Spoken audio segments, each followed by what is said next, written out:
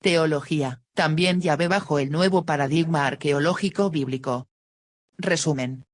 El llamado nuevo paradigma arqueológico bíblico verá consolidado el aprecio que le tengan la teología y las ciencias de la religión en la medida en que sus descubrimientos se vayan aplicando a los principales temas bíblicos, histórico-religiosos y teológicos.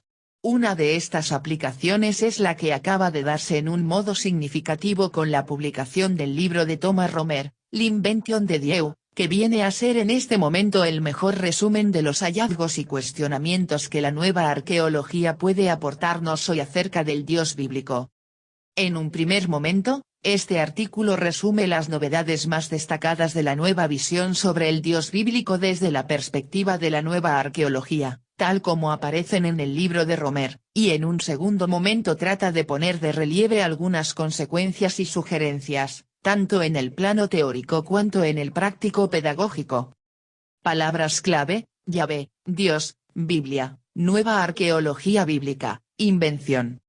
Un libro de arqueología, sobre Dios. Motiva este estudio la buena noticia producida en el mundo teológico y bíblico por la publicación del libro de Thomas Romer L'Invention de Dieu. Hace más o menos una década se dio a conocer una nueva generación de arqueólogos que asumieron el ejercicio de su disciplina con planteamientos nuevos respecto a la clásica y tradicional arqueología bíblica. Su nuevo paradigma arqueológico bíblico, como se le conoce, está llamado a provocar, con el tiempo, una nueva interpretación tanto de la Biblia en su conjunto, como de muchos aspectos teológicos e ideológicos del judaísmo, del Estado de Israel, del cristianismo, de los monoteísmos, incluyendo el Islam, en cuanto miembro de la familia abrahámica. El libro en mención tal vez puede ser considerado en este momento como el mejor exponente de esta nueva visión de origen de Yahvé, a partir principalmente de esas noticias desenterradas. 4. Por el nuevo paradigma arqueológico. Si bien no es un libro de arqueología en sentido estricto, sí lo es en el sentido amplio, en cuanto que podemos decir que trata de presentarnos precisamente el balance de las repercusiones que para la imagen de Dios tienen los hallazgos de esa nueva arqueología.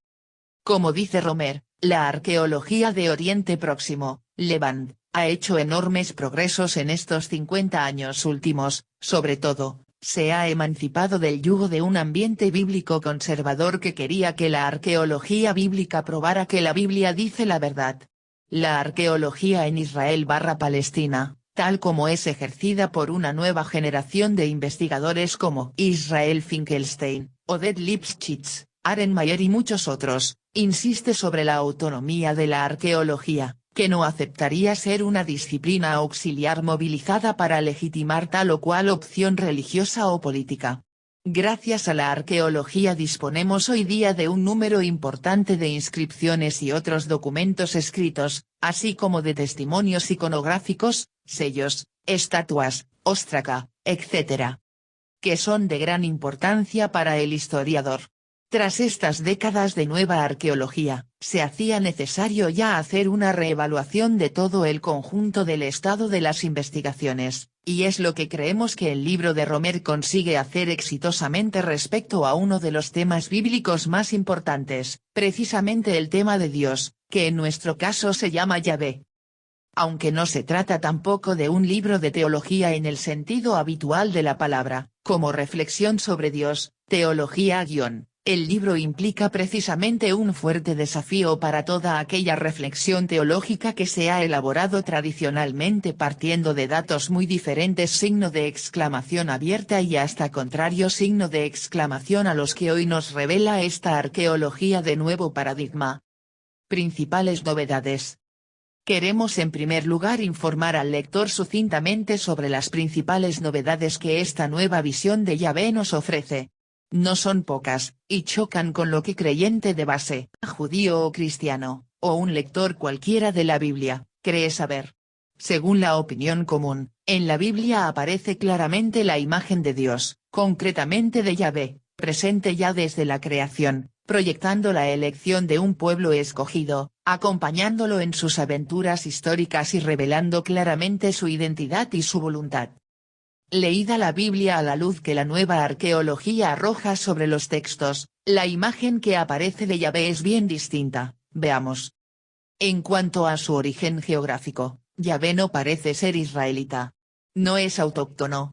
El texto bíblico le atribuye varios orígenes, de Madián ciertamente, pero también del Sinaí, de Seir, de Temán, del monte Farán, Meribat. Viene del sur, de las estepas, de las regiones áridas, 68-70, de fuera de Israel y de Judá en todo caso. En el Próximo Oriente, Levante, hay muchos dioses compartidos, que son venerados en lugares diferentes y distantes. Este es también el caso de Yahvé, que antes de ser Dios de Israel ya lo ha sido de otros pueblos, y que a lo largo del tiempo será venerado también fuera de Israel y de Judá.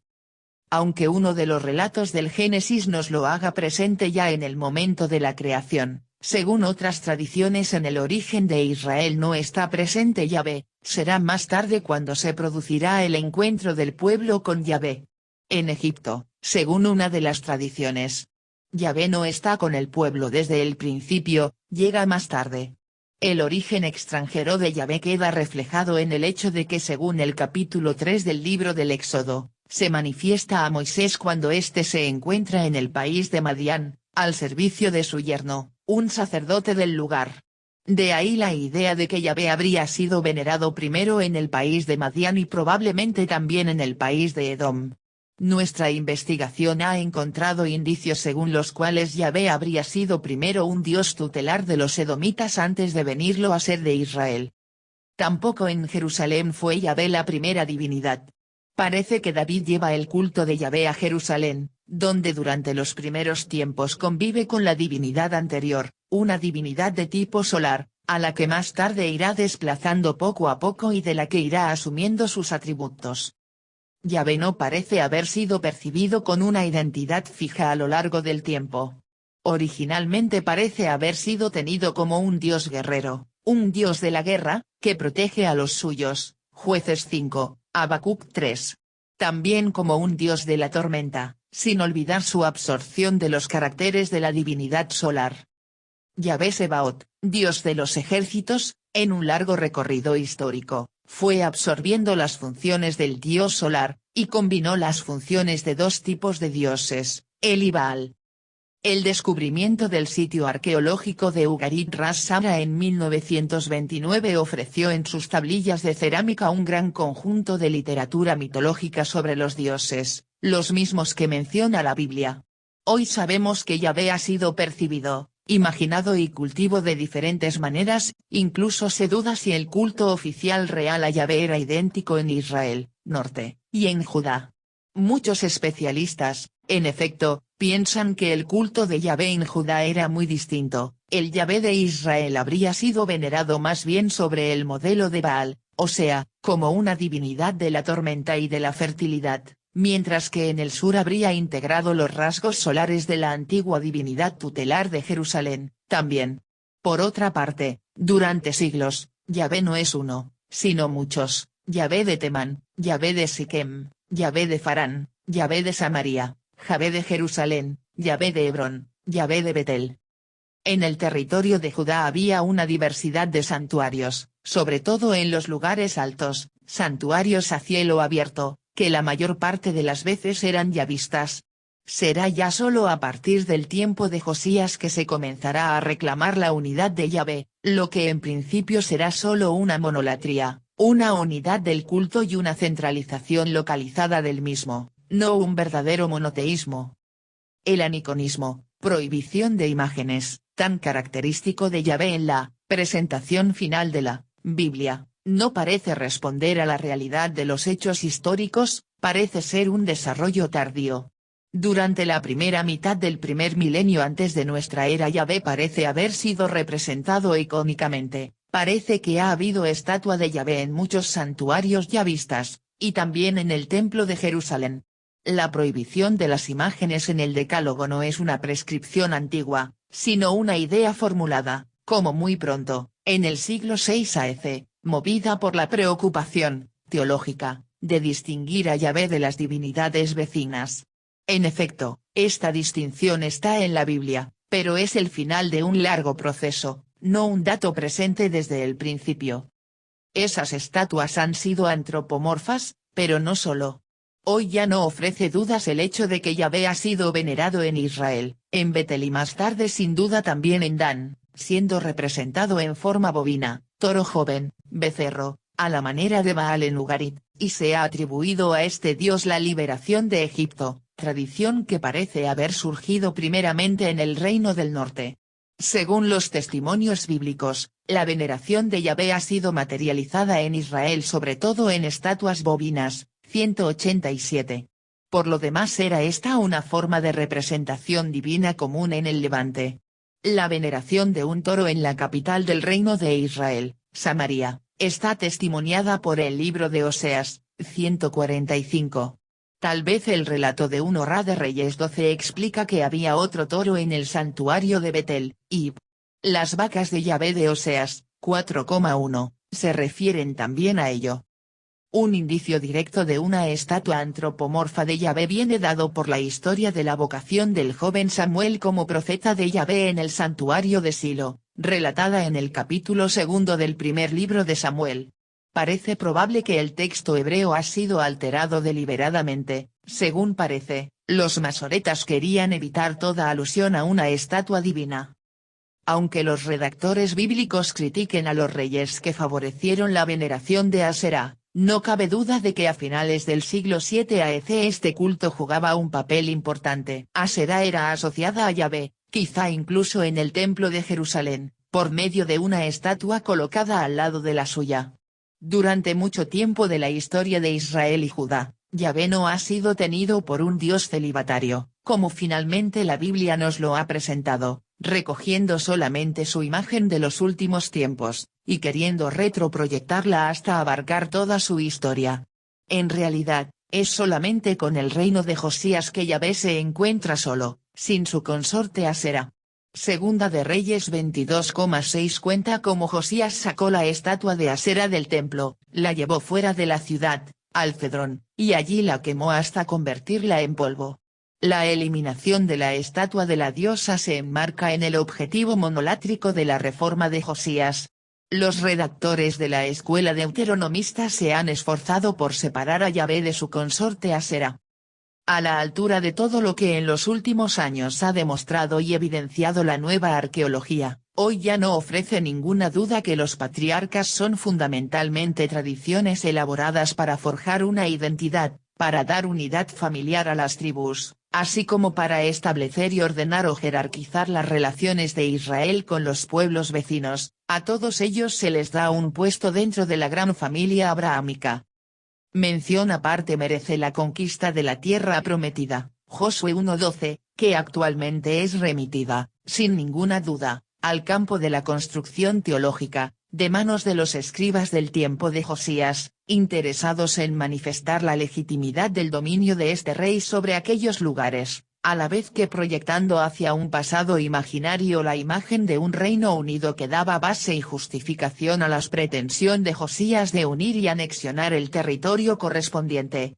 Los israelitas no realizaron ninguna conquista, porque, de hecho, ellos no vinieron de fuera, lo suyo no fue una invasión de su propia tierra, porque son población autóctona, estaban allí. La distinción entre israelitas y cananeos no es una oposición étnica real, sino una construcción ideológica al servicio de una ideología segregacionista. Por otra parte, la idea de que antes de la monarquía, Israel habría estado constituida por 12 tribus es una invención de los autores bíblicos de las épocas persa y helenística, durante las cuales esta idea jugó un papel importante para afirmar la unidad religiosa de Judea, Samaria y Galilea. La historia que narra la Biblia, sobre todo la historia más lejana, no es la historia real sucedida. No hace falta irse con los minimalistas al extremo de pensar que nada en la Biblia es histórico, pero mucho menos cabe hoy día la posibilidad de optar ingenuamente por una interpretación fundamentalista, que otorga verdad literal a todo lo que la Biblia cuenta. Y esto que decimos de la historia bíblica general, también vale concretamente para la historia de Yahvé que la Biblia narra. Muchas de las cosas que la Biblia nos dice de Yahvé no fueron así, o no lo fueron desde el principio, o no lo fueron en la magnitud, extensión local y significación que la Biblia les atribuye. También lo que se dice de Yahvé, incluidas las omisiones, lo que no se dice, y hasta lo que se ha modificado en el texto, o incluso lo que ha sido positivamente eliminado del texto en revisiones posteriores, también eso es construcción teológica, elaboración literaria con una intención religiosa, y casi siempre, también política.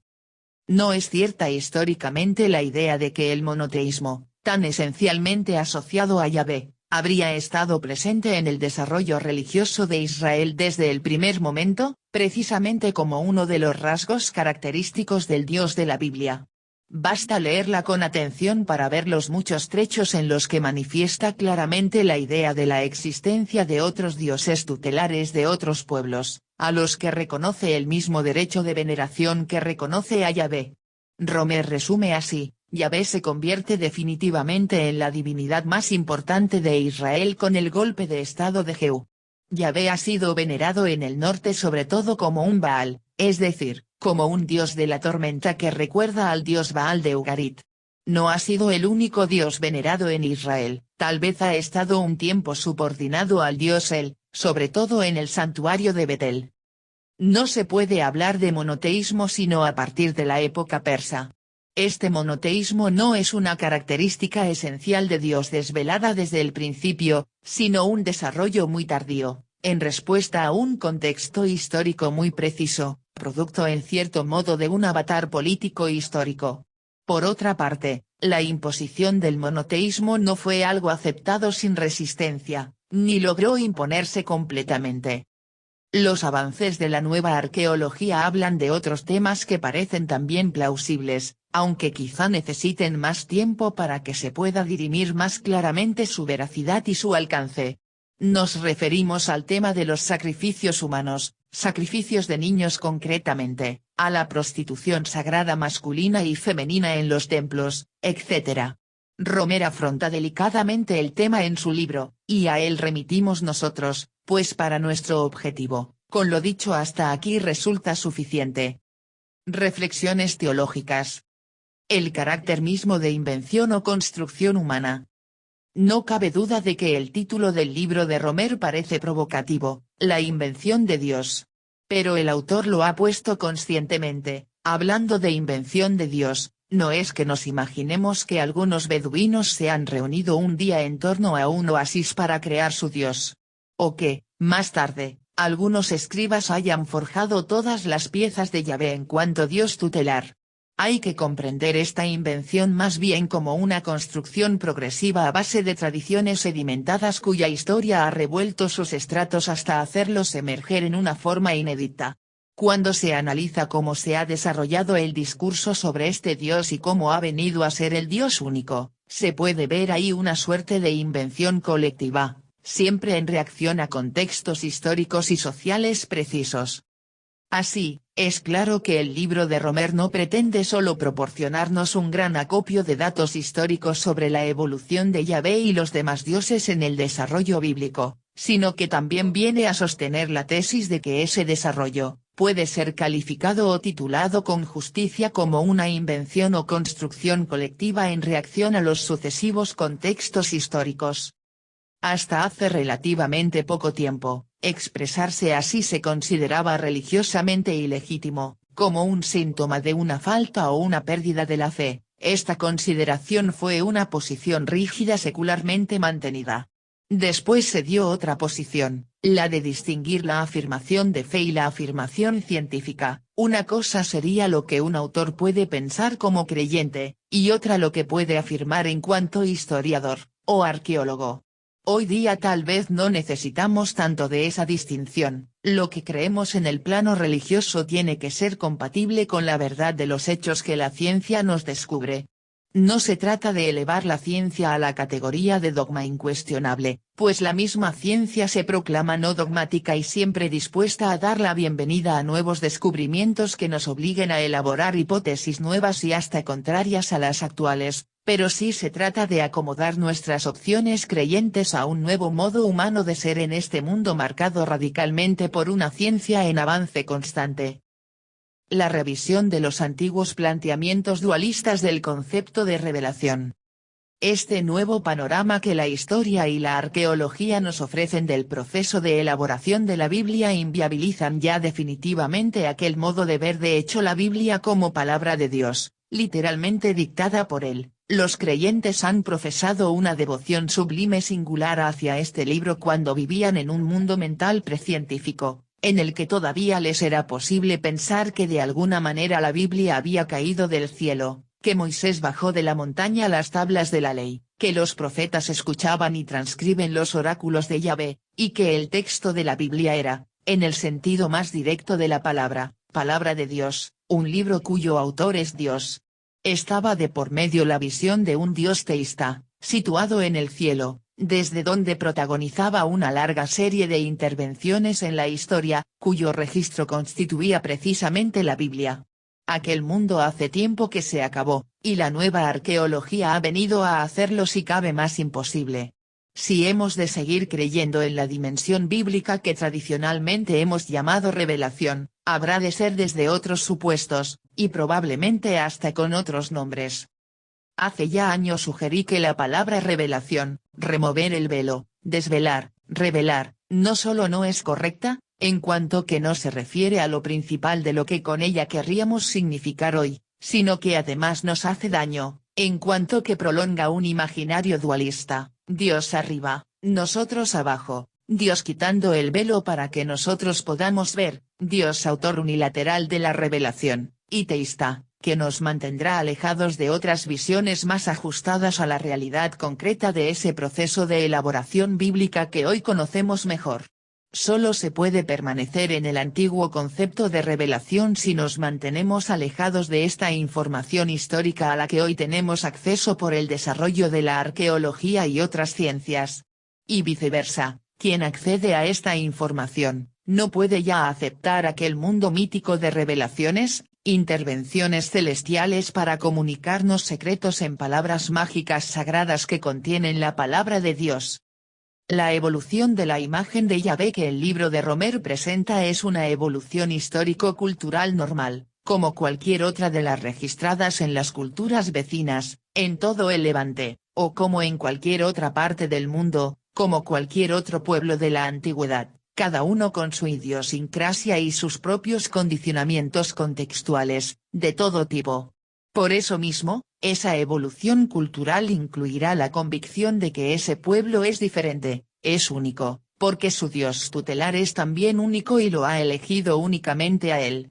Se trata de una unicidad normal en ese tipo de procesos de la historia humana. Son procesos culturales concretamente religiosos peculiares en cada caso, aparentemente únicos e irrepetibles, pero con estructuras muy semejantes, comunes dentro de la evolución de la especie humana. A la genialidad y creatividad religiosa de cada cultura, juntan la neurosis religiosa propia de su pueblo, una síntesis con sus propias luces y sombras, algo muy humano. Muchas cosas hermosas que hemos dicho en el ámbito religioso, no se pueden ya repetir cuando accedemos al conocimiento concreto y detallado de los entresijos históricos y políticos de la vida de un pueblo, que estaban sepultados por la densidad de la historia hasta que la arqueología ha comenzado a desverlos. Hoy, conociendo la letra pequeña de todo ese desarrollo histórico, y sus imponderables motivaciones y condicionamientos, ya no podemos repetir muchas de aquellas cosas hermosas sin darnos cuenta de que se trata de eso, cosas hermosas, pensamientos bellos, genialidades estético-religiosas, poesía, metáforas, buenos deseos, de los que como seres humanos tenemos tanta necesidad. Se puede continuar diciendo que todos los pueblos buscaron a Dios, mientras que nosotros somos el único pueblo al que Dios ya ve. ¿Salió al encuentro? Después de estudiar los resultados de la nueva arqueología, de la que el libro de Romer nos presenta un buen resumen, ya no se puede seguir diciendo lo mismo. Es conocido el dicho de Schiller, retomado por Hegel, de que la historia del mundo es el juicio del mundo. Podríamos decir paralelamente que, la arqueología de la Biblia y de su proceso de formación son también el mejor juicio crítico de la Biblia y de sus contenidos, el mejor juicio crítico del teísmo. La honradez del conocimiento exige reconsiderar las bases arqueológico-bíblicas de cualquier planteamiento teísta. Basta estar bien informado histórica y arqueológicamente para no caer en el teísmo ingenuo, en el fundamentalismo, en la interpretación de textos como escritos o dictados por Dios, o en el exclusivismo religioso, ni siquiera en un monoteísmo determinado. Se puede seguir diciendo que el monoteísmo es el sello de la revelación de Yahvé, o la marca registrada esencial de la religión judía. La línea que Romer ha conseguido trazar a base de los factores de su surgimiento y los condicionamientos histórico-políticos que lo rodearon, rebaja mucho el entusiasmo que hoy pueden suscitar aquellas afirmaciones en el campo concreto de la historia de las religiones. La situación actual es mucho más humilde. Y tenemos ahora por delante muchas cosas nuevas que reflexionar. Un pensamiento importante, viendo por la arqueología ese desarrollo histórico de la formación de la Biblia, y hablando teísticamente, podríamos decir que Dios salió al encuentro de Israel a través del encuentro de Israel con otros pueblos. En efecto, la ciencia nos descubre cómo muchos elementos bíblicos están inspirados, influenciados, o directamente tomados de la vivencia religiosa de otros pueblos, de su literatura religiosa, de Mesopotamia, de Ugarit, Egipto, Asiria, Persia. La revelación de Dios exclusiva y monopólica, tal vez no ha existido más que en nuestra mente, no en la realidad, ni siquiera en las páginas de la Biblia cuando las leemos con todo el realismo que la nueva arqueología posibilita. El nuevo concepto de revelación, si es que mantuviéramos la palabra, seguramente ya no podrá mantener fronteras ni exclusividades. Dice Romer que la mayor parte de la Biblia hebrea puede ser calificada como literatura de crisis. Los grandes textos, los elementos ideológicos más de fondo, los principales impulsos de redacción, tuvieron lugar en momentos históricos de crisis, no solo económica o política, sino sobre todo existencial. Momentos en los que el pueblo perdió el sentido del rumbo de su existencia, o en que pareció que su identidad se evapora, o en que su Dios había fracasado. Fueron momentos de crisis en los que Israel puso a prueba su genio, su creatividad, las fuerzas más hondas de su existencia, para reinventarse a sí mismo, reinterpretando su historia y creando ante sí un espacio de futuro para su esperanza, lo cual es quizá la esencia del hecho religioso. ¿Por dónde continuaría hoy esa inspiración que en tiempos de crisis cristalizó en la elaboración de la Biblia? Esa inspiración continuará hoy sin duda en la reflexión religiosa que necesitamos hacer para afrontar y superar una nueva crisis, la actual, que incluye la urgencia de descubrir que Dios es una construcción humana colectiva. Y que ahora que la arqueología nos ha hecho perder la ingenuidad sobre el proceso de elaboración de la Biblia, ya no podemos esperar otra palabra de Dios caída del cielo, como durante más de 2 milenios estuvimos pensando. ¿Cómo se transformará esa construcción colectiva de la inspiración divina, ahora que sí sabemos que somos nosotros quienes la construimos? Tendremos que responder entre todos a la pregunta, con los hechos, aunque probablemente será de nuevo con palabras como haremos la nueva construcción con la que recrearemos nuestra identidad y nuestro futuro, y nos reinventaremos a nosotros mismos.